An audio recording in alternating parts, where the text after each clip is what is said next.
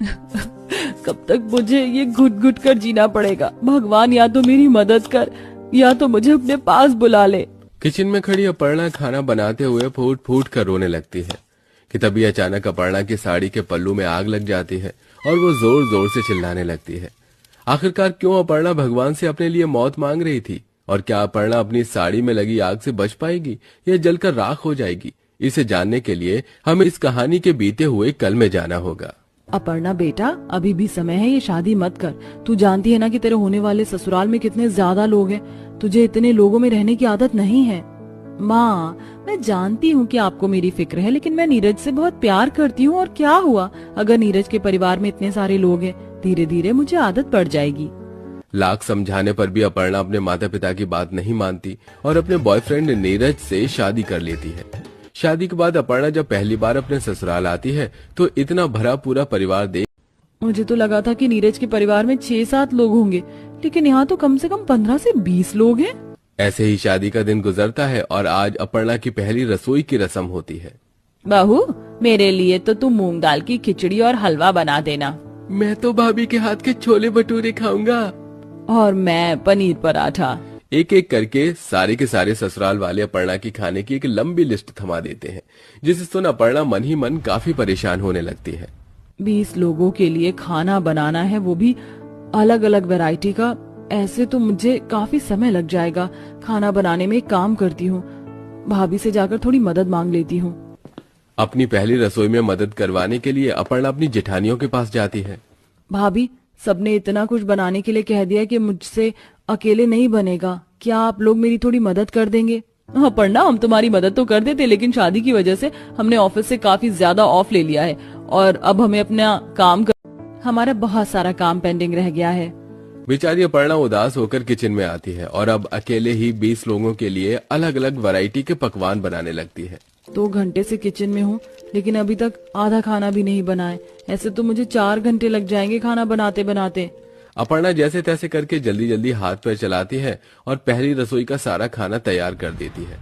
अपर्णा के हाथ का खाना उसके सभी ससुराल वालों को काफी पसंद आता है। अपर्णा बहू, नीरज तो बिल्कुल सही कहता था कि तू बहुत अच्छा खाना बनाती है। सच में मजा आ गया तेरे हाथों का खाना खाकर। और मैं तो कह रही हूँ कि अब से खाना बनाने की जिम्मेदारी अपर्णा बहू को ही दे दो। अपने ससुराल वालों को अपने खाने की और तारीफ करता देख अपर्णा काफी खुश होती है और ऐसे ही शादी का दिन गुजर जाता है।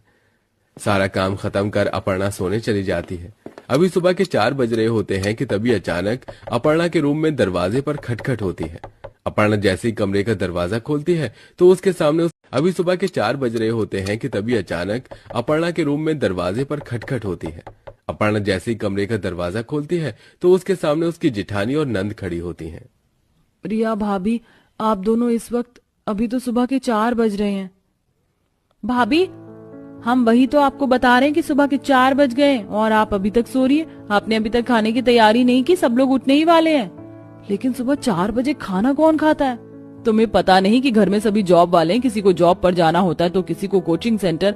अब हम सब तो सुबह काम की तैयारी के साथ साथ खाना तो नहीं बना सकते ना, इसलिए जाओ और जल्दी से खाने की तैयारी करो। अपनी नंद जेठानी की बात को सुनकर अपर्णा जल्दी से किचन में सबके लिए चाय, नाश्ता और टिफिन तैयार करने लगती है। अरे भाभी, मेरा नाश्ता तैयार हुआ कि नहीं? मुझे क्रिकेट प्रैक्टिस के लिए लेट हो रहा है। अपर्णा, मेरी चाय कहाँ है? जल्दी लाओ। भैया, आपकी चाय और सोहम तुम्हारा नाश्ता। अपर्णा बहू, कब से कह रही हूँ कि मेरा दलिया लिया, मुझे अपर्णा भागती हुई किचन में जाती है और चाय बनाने लगती है कि तभी अचानक जल्दबाजी के चक्कर में अपर्णा की उंगली गर्म गर्म तवे से जल जाती है। मेरी उंगली कितना जल रही है। अभी तो इस पर दवाई लगाने का भी टाइम नहीं है। पहले सभी को नाश्ता और उनका लंच दे देती हूँ। अपर्णा घर की बहू बनकर आई थी, लेकिन 20 लोगों के ससुराल में 2 दिन के अंदर ही घर की बहू रानी नौकरानी बन चुकी थी। चलो, सब लोग चले गए, अब मैं आराम कर लेती हूँ। अपर्णा जैसे ही आराम करने के लिए अपने कमरे में जाने लगती है कि तभी अपर्णा के सास ससुर खेत से आ जाते हैं। अपर्णा बहू, बहुत जोरों की भूख लग रही है, जल्दी से खाना लगा दे। लेकिन माँ जी, मुझे लगा कि आप लोग अब शाम को ही आएंगे, इसलिए मैंने खाना नहीं बनाया। हमारे पास 1 घंटा है, तू जाकर जल्दी से कुछ बना कर लिया। सास ससुर को खाना देकर अपर्णा थोड़ी देर बैठती है कि तभी अपर्णा की नंद और देवर अपने अपने क्लास से आ जाते हैं। भाभी, बहुत जोरों की भूख लग रही है मेरे लिए। भाभी बहुत जोरों की भूख लग रही है, मेरे लिए चीज सैंडविच और व्हाइट सॉस पास्ता बना देना। सुबह 4 बजे की उठी अपर्णा रात के 1 बजे तक भी चैन से 2 मिनट बैठ नहीं पाती और मुश्किल से 2-3 घंटे की नींद लेकर अपर्णा फिर से सुबह 4 बजे उठ जाती है। सारा शरीर दर्द कर रहा है, आंखों में नींद भी भरी हुई है। बनाने वाली एक बहू और खाने वाले 20 लोग। इसके बावजूद भी एक भी घर का सदस्य अपर्णा की खाना और नाश्ते बनाने में जरा भी मदद नहीं करता था। खाना बनाने के साथ साथ घर के काम की जिम्मेदारी भी अपर्णा पर आ चुकी थी। रिया, मेरी तबीयत मुझे कुछ ठीक नहीं लग रही है, क्या आज रात तुम खाना बनाने में मेरी थोड़ी मदद कर दोगी? मैंने सब्जी बना दी है, सिर्फ रोटियां ही बनानी है। भाभी आपको दिखाई नहीं देता, हम अभी थक कर आए। अगर आपके होते हुए भी हमें बाहर के काम के साथ साथ घर के काम भी करने होंगे तो आपके रहने का क्या ही फायदा। अपर्णा बेचारी उदासी भरे चेहरे से किचन में जाती है और फिर से अकेले ही सभी लोगों के लिए खाना बनाने लगती है।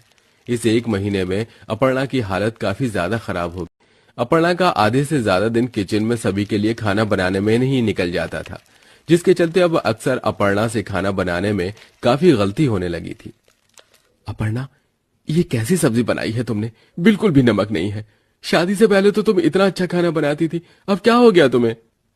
चाची, आपने मेरी चॉकलेट शेक में भी कितनी चीनी डाल दी है, मुझे नहीं पीना ये। बहू, हम कौन सा तुझसे बाहर के काम करवा रहे हैं जो तू घर में रहकर भी हम सबके लिए ढंग का खाना नहीं बना पा रही है। सभी अपर्णा की हालत को समझने की बजाय उसे ही ताने देते रहते हैं। ऐसे ही समय गुजरता है। अपर्णा हर रोज की तरह किचन में थके हारे शरीर के साथ नींद भरी आंखों से खाना बना रही होती है कि तभी बाहर तेज हवा चलने लगती है। तेज हवाओं के चलते किचन की खिड़की में लगा पर्दा सीधा जल रही गैस की तरफ जाने लगता है और अचानक उस पर्दे में आग लग जाती है, जिस पर अपर्णा का बिल्कुल भी ध्यान नहीं जाता। अरे, मैं तो हलवे में ड्राई फ्रूट डालना ही भूल गई, जल्दी से ड्राई फ्रूट काट लेती हूँ। अपर्णा किचन की दूसरी स्लैब पर खड़े होकर ड्राई फ्रूट काट कर रही होती है कि तभी पर्दे में लगी आग धीरे धीरे किचन में फैलने लगती है और सीधा जाकर अपर्णा की साड़ी के पल्लू में लग जाती है। जलने की बदबू सूंघ अपर्णा जैसे ही पीछे देखती है। बचाओ मुझे, बचाओ, आग लग गई है किचन में। अपर्णा की चिल्लाने की आवाज को सुनकर हॉल में बैठे सभी लोग किचन में भागे भागे आते हैं। ये भगवान, ये क्या? नीरज जल्दी से पानी लेकर आता है और अपर्णा की जलती हुई साड़ी के पल्लू पर पानी डालकर आग बुझा देता है। वहीं घर के बाकी लोग भी किचन में लगी आग को बुझा देते हैं। इतना सब कुछ होने के बावजूद भी अपर्णा के ससुराल वाले उसका हाल पूछने के बजाय उसे ही ताने देते हैं।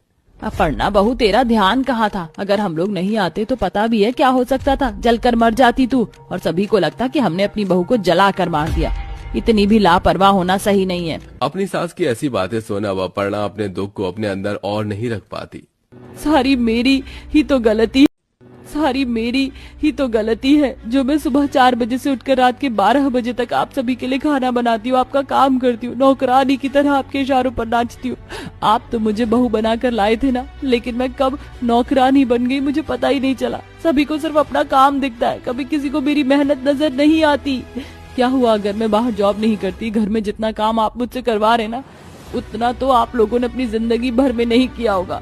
किसी से नहीं होता कि आकर मेरी थोड़ी सी मदद कर दे। सभी को बस अपना काम दिखाई देता है। हाँ, जो मेरे साथ हादसा हुआ ना, उसके जिम्मेदार भी आप लोग हैं। और देखना, एक दिन ऐसे ही किसी हादसे में जलकर मर जाऊंगी, सिर्फ आप लोगों की वजह से।